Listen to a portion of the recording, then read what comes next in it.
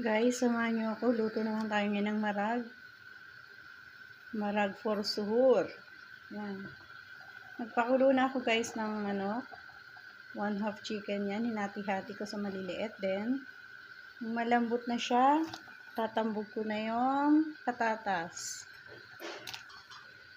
Yan, patatas. Then, carrots. Yes.